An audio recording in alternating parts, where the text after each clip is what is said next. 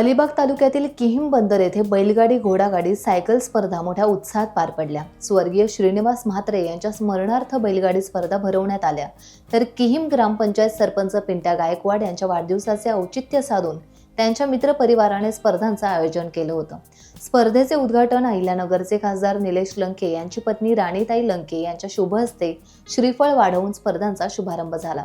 यावेळी किहिम सरपंच पिंट्या गायकवाड आणि रायगड जिल्ह्यातील त्यांचे सहकारी, राष्ट्रवादीचे पदाधिकारी, विविध मान्यवर यावेळी उपस्थित होते।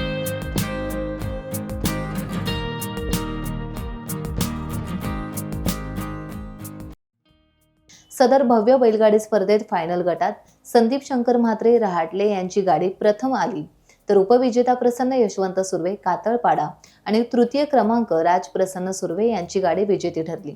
सदर भव्य बैलगाडी स्पर्धेत एकूण 10 गट सोडण्यात आले होते। सर्व विजेत्या स्पर्धकांना किहिम ग्रामपंचायत सरपंच पिंट्या गायकवाड आणि उपस्थित सर्व मान्यवरांच्या हस्ते पारितोषिक आणि सन्मान चिन्ह देऊन गौरवण्यात आले। तसेच स्पर्धा यशस्वी करण्यासाठी अलिबाग तालुका बैलगाडी असोसिएशन सर्व पदाधिकारी यांचे सहकार्य लाभले। यावेळेस पिंट्या गायकवाड यांनी अलिबाग तालुक्यातील सर्व बैलगाडी चालक मालक आणि उपस्थित सर्व मान्यवरांचे आणि जनसमुदायाचे आभार त्यांनी व्यक्त केले।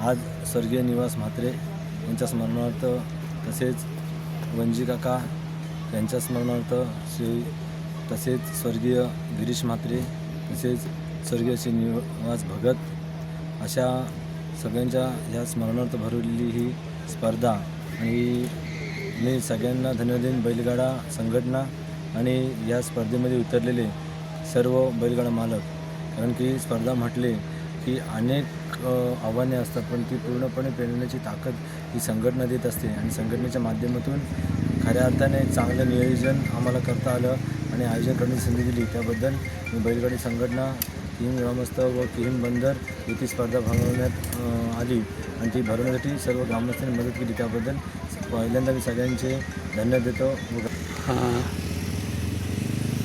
सदर स्पर्धेसाठी मुख्य मान्यवर म्हणून खासदार निलेश लंके यांच्या पत्नी, जिल्हा परिषद सदस्य अहिल्यानगर राणीताई लंके या आवर्जून उपस्थित राहिल्या आणि त्यांच्यासोबत किहिम ग्रामपंचायतीच्या सर्व सदस्य, उपसरपंच व ग्रामस्थ यांनी या कार्यक्रमाची शोभा वाढवली आणि खऱ्या अर्थाने या स्पर्धेचं यश म्हणता येईल की कोणतेही अपघात न होता, कोणत्याही प्रकारचे वादविवाद न होता ही स्पर्धा यशस्वी पार पडली। या स्पर्धेसाठी ज्यांनी योगदान दिलं त्या सगळ्यांचा मी आभारी आहे। टाइम्स डिजिटलला लाईक करा, शेअर करा, सबस्क्राईब करा आणि बेल आयकॉन दाबायला विसरू नका। Times digital.